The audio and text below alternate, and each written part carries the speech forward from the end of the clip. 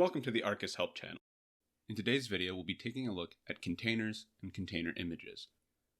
A container is a unit of software that allows you to bundle up code and its various dependencies in order to create an application that can run quickly and independently in any computer environment.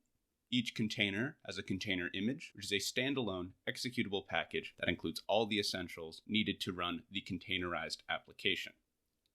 You can find container images under the asset library. These can be added to your systems much like an application. And there are two methods for adding container images. The first is to use the container builder. We recommend this, especially if this is your first time working with containers. From here you can select either use a remote container registry, or you can load your image from a tar archive. We will be using the first option. Provide a name and optionally a description. Now provide the image name and the image tag so that when Concert goes to find it, it knows which version of the image to grab. If you do not specify a tag, it will grab the latest version.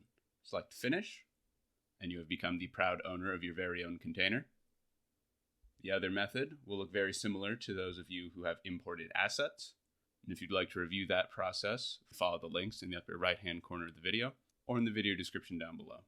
Select I have an archive with a properties file. Here we have a container asset that I have previously downloaded.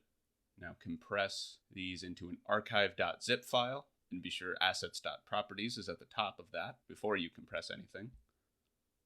Then simply drag and drop this .zip file into this window. Give it some time to process, and you have added to your gallery of container images.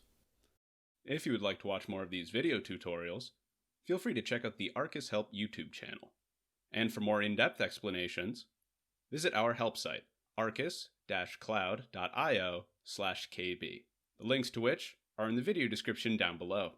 And of course, if you have any questions, you can get in touch with our support team by submitting a ticket to support@arcus-cloud.io. In the meantime, I hope you found this video helpful, and thank you for using Arcus.